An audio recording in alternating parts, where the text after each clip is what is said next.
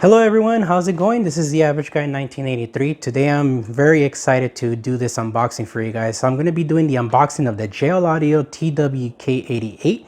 This is a system tuning DSP. What does DSP stand for? DSP stands for Digital Signal Processor, and what this is basically a device that's similar to a crossover like this. That's a passive crossover. What I have here is a JL Audio C5 three-way crossover, where you have the inputs for the that goes from the amplifier to this crossover, and then you got your not your sub, I'm sorry, your woofer's output for your 6.5-inch driver, your mid-range output for your 4-inch driver, and your tweeter output for your little tweeter that you get. And what's the difference between something like this and something like this is that this is already fixed for a specific tuning frequency. You cannot change it no matter what you do. This will remain the same no matter what. But it's really simplistic, and it's a little bit more inexpensive versus running an active system, which is what I decided to do. It's one of the reasons why it's actually taking me a little bit of longer to get all the system stuff together, because, you know, I have to make sure that I juggle everything between my family life, my work, and then whatever's left over I use for my car audio stuff. It took me a couple months to save up, but I'm super happy that I got the money that was needed. Now, how much did I pay for this thing? Now, I bought this direct from JL Audio, and I paid exactly $504 with 6 cents. So I have, as you guys know about me in this channel, I do not like to lie to you guys and tell you guys any kind of false information. So there's nothing for me to hide. I live here in Los Angeles, California, so this is based on my state taxes as well. There's all kinds of special taxes that we get charged. So all of that came up to 504 with 6 cents. So I'm super happy about doing this unboxing for you guys. But before we get to that, let me turn you guys over to some A-pillars that I made. Now, these right here are my original beige color Ford Flex A-pillars, and I actually made these a few months back, or a couple months back, and I think that they came out very decent for my first time. So this is the C7 3.5-inch driver, and this is the cup for the tweeter. Now, JL Audio was nice enough to send me the cup free of charge, so I can be able to customize this stuff and make them into a flush trim ring. And here's the way it looks from the back. So here's the back, and the speaker doesn't even get close to the frame of where these A-pillars go on. And if you guys can see right here, let me see if I can go ahead and there you go, it's a little bit more clear. It doesn't interrupt anything. The cup, the tweeter cup, interrupts absolutely nothing. And this is able to go back clipped onto the A-pillar location. So I'm really happy that I made these, and I can't wait to install these once everything is put into the car. But we can go ahead and just skip the rest of that for right now and go back to this. Now, here I have what I first started with, which was a practice PVC foam board, 1/4 inch, so that I can try to do an amp rack. And then these are my final design, or semi-final design. This area that's right here, I need to fold in half from around right here this way, fold it inwards, and I have to cut a hole in the middle right around here, a couple of inches, so that I can be able to run the AC vent through there and it won't be in the way. Now, I did have to cut the AC vent really short, so it's right at the edge of where the carpet meets, so I'm pretty happy with that. The LC6 that you see there is supposed to go on top of one of those, and the epicenter is supposed to go on the opposite side. So I have things that I'm slowly starting to set up. So since I haven't posted any videos, this is what I've been doing these past couple months, and buying supplies from Mobile Solutions to be able to get my stuff going. So I took already 4 minutes and 30 seconds of your time. Let's get to this unboxing, and thank you so much for your guys' patience. Now, again, if I don't go through everything on this DSP and there's any questions that you have, please feel free to comment down below on the comments and ask, and I won't mind helping you at all with any questions you may have about it. I got training on this DSP both through a Facebook group and personally, so I was lucky to get in some brownie points with somebody at JL Audio, and I was able to get dealership installation training on this particular product. So there's so much that I know about it. However, I can't fully go through this whole deal with this system with just an unboxing. So I would have to install it and then do a video on showing you guys how to properly tune this system with your amplifiers, because I know that a lot of you guys who are thinking about going with a DSP have so many questions like, how the hell do I tune my amplifier's gain setting using a DSP? How does that work? Well, I have all your answers, and I'm hoping that I'll be able to go through them in this video and physically show you guys in another video once the entire system is complete and already installed.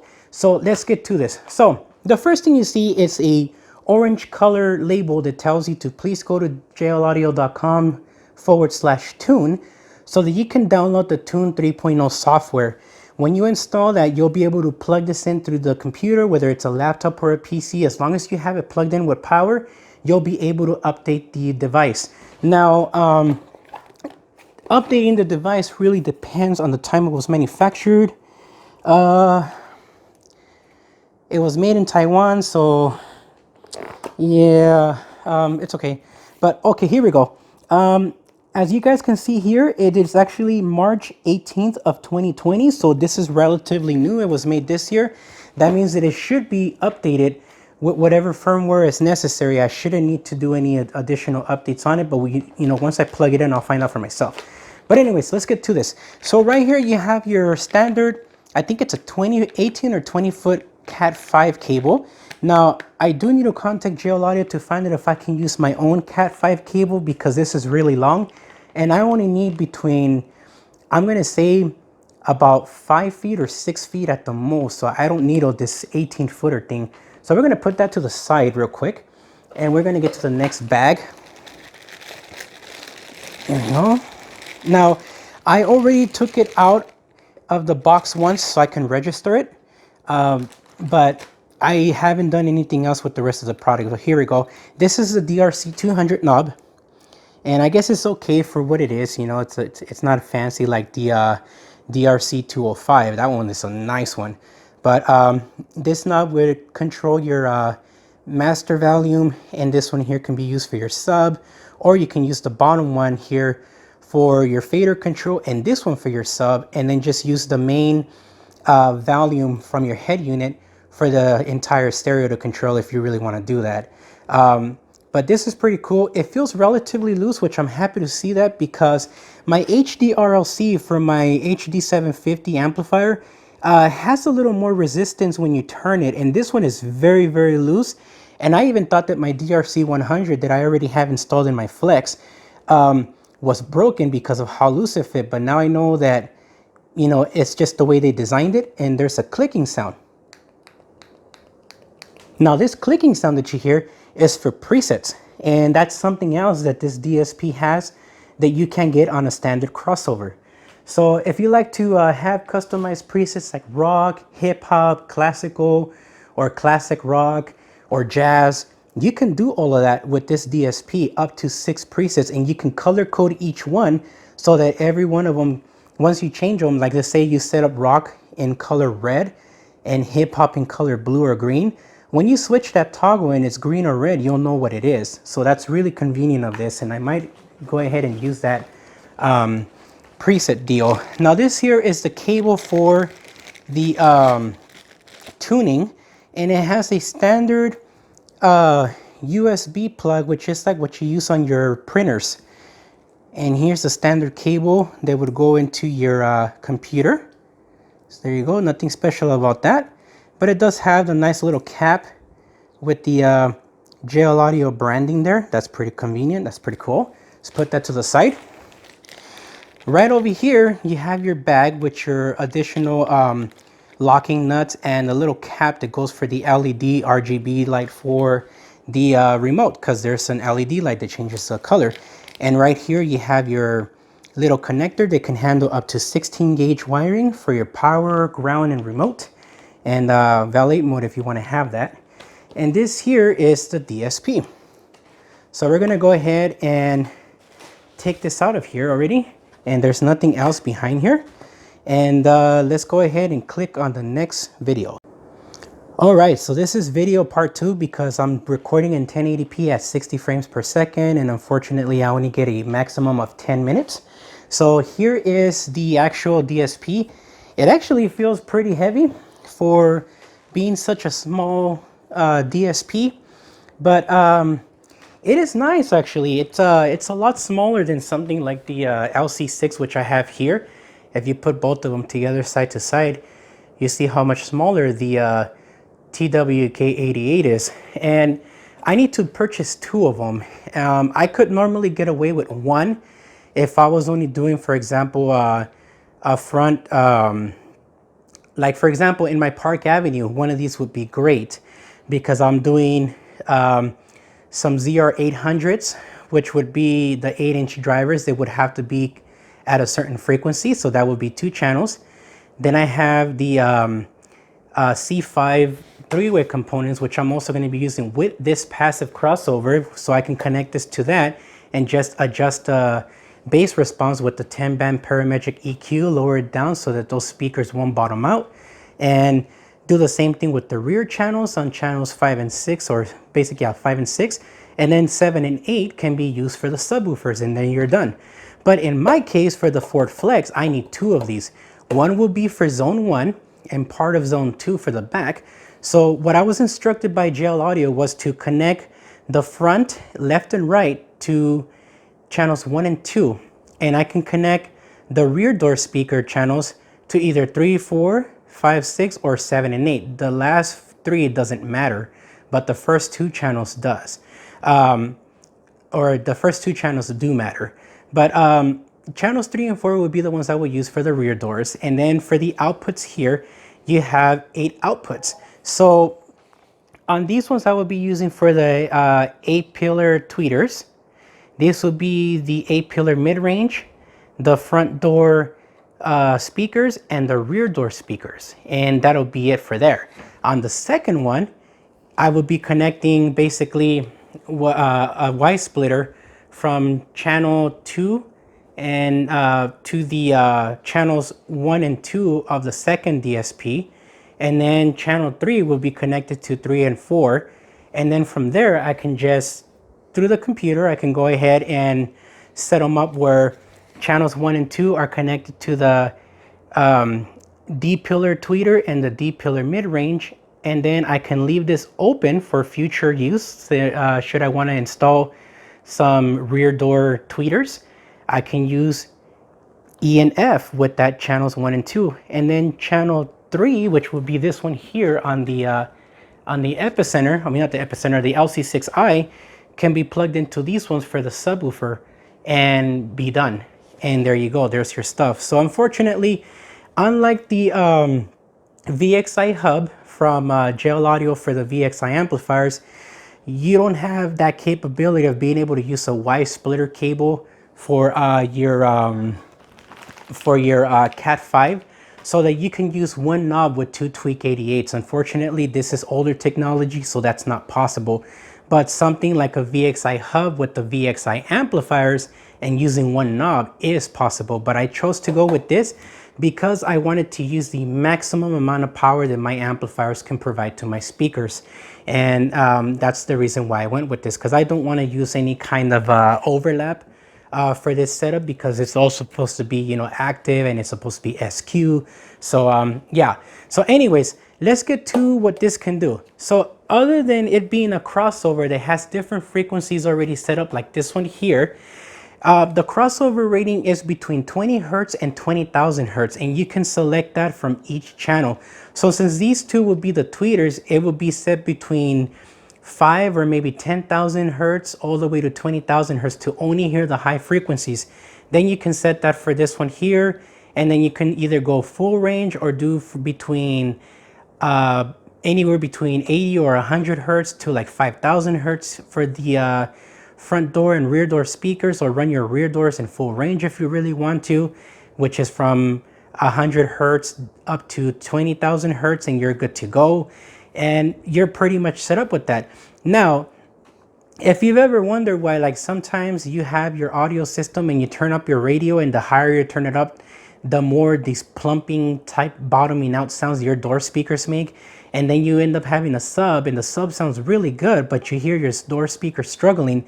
So you go to your EQ on your, stock radio, you have your bass, your mid and treble, and you lower down the bass just slightly, just so that the speakers on the doors won't bottom out and make these ugly sounds. And once you turn that down, your door speakers sound nice and clean, but you just sacrifice some power going to your subwoofer. With this, you can do that with the 10-band parametric EQ on each speaker and just lower down those lower frequencies that are on the 10-band EQ from each driver, and then leave the subwoofer as is, so that this way your speakers and your front doors and rear downs can sound nice and clean without it affecting your subwoofer. That's the convenient thing about having something like this DSP. Now again, let's go ahead and just go through with this area here. As you guys can see here, it says the amber color is power on and no signal. Green equals the signal is present. And monetary clipping would be, or monetary red would be clipping. So you would just have to lower it down. Now, the side of it here, you guys can see the inputs. You get your optical in and your coax in, and then you have all of your other inputs, which is 1 through 8. Should you have like an aftermarket or like a factory premium sound system that has like 8 channels. And then you have your connector there, which will go to your computer. And then this JL ID port is for your DRC 100, DRC 200, or 205 that will plug into that. Unfortunately, you can't plug in a splitter cable, like a Y splitter that would be like, a Cat 5 plugged into this little port, and then going from here to a splitter cable to use just one knob. Unfortunately, you can't do that. From JL Audio, they just straight out told me it's not possible. But again, if you want to know simply how do you tune a system, or how do you set the gains on your amplifier using a DSP, I'm going to tell you by word, but it would be better for me to show you guys physically. But I have to earn, some more money. I have to save up some more cash to be able to buy the second one, and then start buying the tweeters and other speakers. Because I chose to go active, that's the reason why it's taking me longer to get the system all put together, and why I haven't put any videos in the last couple months, because I don't get any sponsorship, and I really don't want the sponsorship either. I don't want to become something to anybody and be obligated by something. Because again, when I started this channel, it was because I love to do this as a hobby. This is a hobby. And again, if you have any questions about this DSP, please feel free to comment down below. Like I said before, I am not making any of this up. I actually got training for this particular product from JL Audio. Part of it was done through Facebook in a group, through signing up for something, and the other one was privately through dealers. That's only accessible through dealers for installation guides. So I don't even own a shop. I run this on my own by my house, and this is for my own personal use. So to be able to get that kind of access to information and be told whatever I'm asked, get answers to the questions I have, it's pretty awesome. But again, to tune this system, the first thing you would have to do is know what your distortion point is on your head unit. Once you figure out what the distortion point is on your head unit, if you're not running a factory system, then you don't have to worry about this. But you would then have that test out your volume with the 1000 hertz or 40 hertz tone test tone at 0 dB. And whichever distorts first, that's the tone you go with when it comes to volume control. So if your radio goes up to 30 and you distort at 40 hertz at number 26, but 25 is clean, and at 1000 hertz, you can max it out and nothing happens, you're gonna go with the 40 hertz test tone rating. So 26 is distortion and 25 is clean. You will leave your stock head unit at 25, and then you would go and you would tune this system. The way you tune this is you set up the frequencies for each channel the way you want to set it up. Once you're done setting that up with the frequencies for those specific speakers, if you're going active, you then set up the gain control on your amplifiers. On your amplifiers, you set the high pass and low pass filter completely off, so you're running the amp at full range. You set your crossover on the amp at 80 hertz, and then you set your gain with that. And then once you're done officially with setting up your gains for your amplifiers and your system. It's a little more complicated if you're using an LC6, and I will explain that right now. Now, with the LC6 or LC7, you would actually have to tune these two at 1000 hertz. So if your radio, let's say you have a stock radio and you're using these two used for the stock radio, so you would find out what your distortion point is on your stock radio using either an oscilloscope, or you can use a DD1 or a DD1 plus. I would recommend the DD1 plus if you don't have a multimeter, or you can use a DD1 and a multimeter together, and you can find out what the voltage is on the voltage machine. Forgot what it was called, multimeter. And then you can use the DD1 to detect the distortion. So let's say again your radio volume goes to 30 at maximum. From your stock speakers, you can hear some distortion at around 20, volume number 20, volume number 21. But it would be very different when you have those speakers disconnected and you're tuning it with just the machines and having this plugged in. The first thing you would do is find out what your distortion level is on your head unit. When you find out using a DD1 plus, you can find out what that distortion point is at 40 hertz or 1000 hertz. If 40 hertz gives you distortion first and 1000 hertz give you nothing, or 1000 hertz gives you distortion first and 40 hertz you can max out your volume and nothing happens, you would go with whatever distorted first. So in this case, let's say 1000 hertz distorts at value number 26 out of 30. 25 would be your safe number, and 40 hertz doesn't have any distortion even at max volume. So what you would do here with something like the LC6, right? You would set these two at 1000 hertz and you would start turning up the little knob until you reach either 4 volts or a non-distorted signal off of this. In this case, you would probably want to do just 4 volts.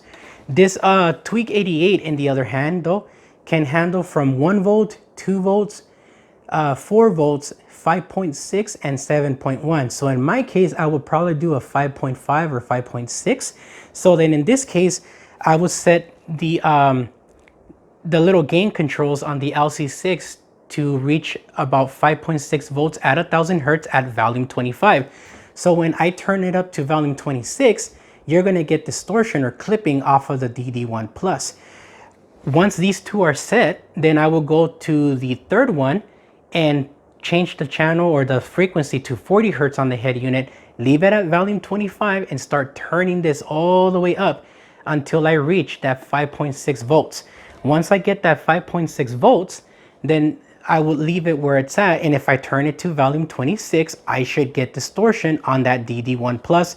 When I turn it back down to 25, I should get 0 distortion on that DD1 plus, and it will be set. So some of your knobs will be like this, for example, and then the other one might be like this. So then it will look something like this, where the knobs are set up differently and then they're not all identical, but it's because each one has already been set so that the voltage can come out of here to go into the Twk88. From the software of the Twk88, you would then go ahead and click on 5.6 volts for the input, and on your output it would automatically be 4 volts out at max at volume 25.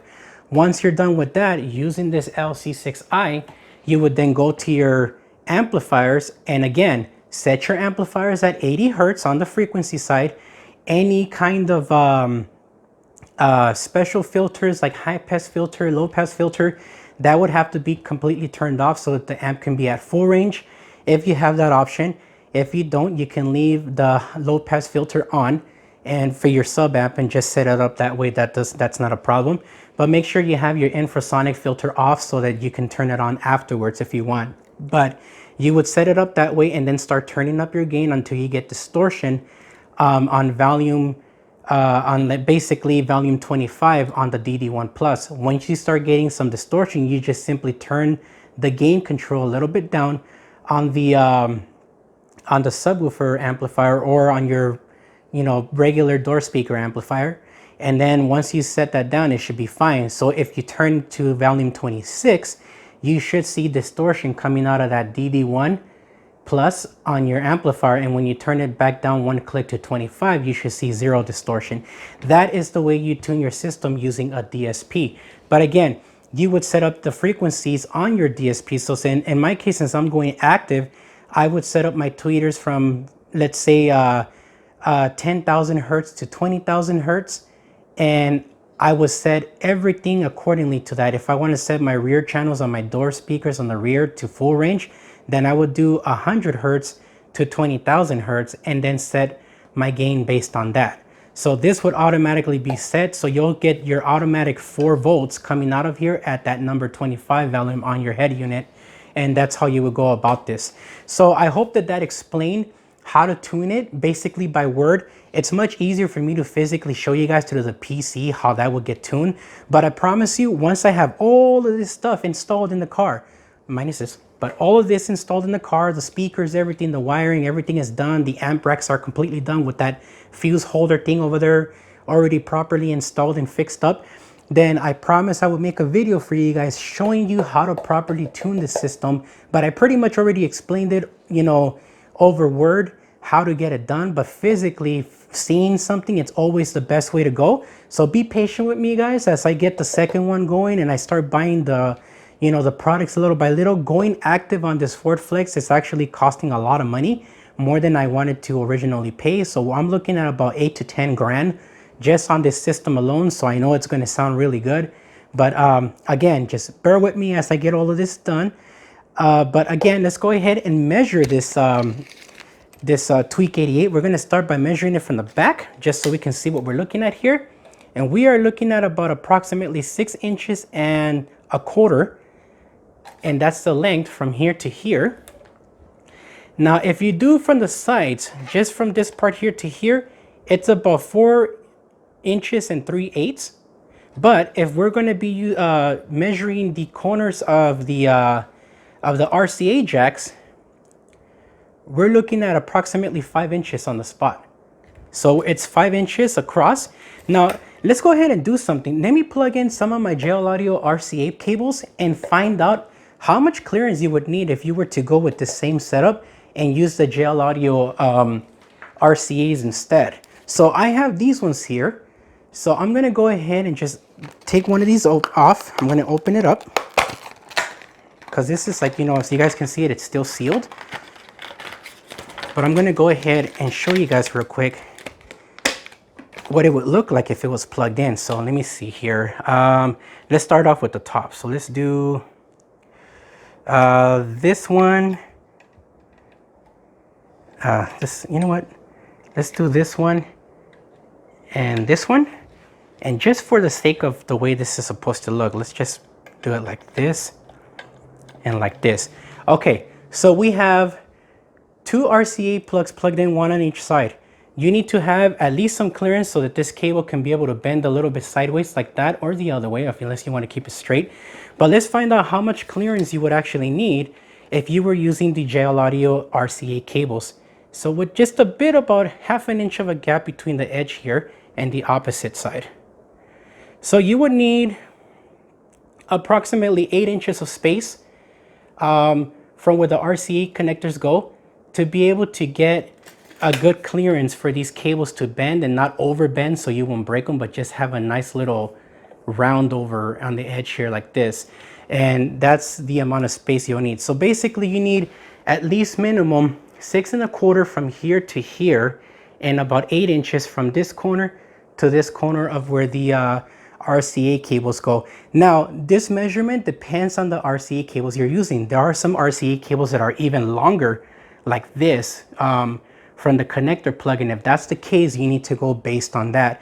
But from the RCA plugs itself, from where this little edge meets here to this little edge here, it is 5 inches. So now you guys know, because you don't get this information from JL Audio, and I don't know why they don't bother to put that using their own products. But anyways, this is it for the unboxing of this video. I hope you guys enjoyed it. If you guys have any questions at all about this DSP, please feel free to reach me down below in the comments, and I'll do my best to respond to you guys in a timely manner. And once again, thank you very much for all you new subscribers for subscribing to the channel. I really appreciate it. And I hope you guys enjoyed it and you give the video a thumbs up and make sure you share with friends. Up till next time, man. Peace out, guys.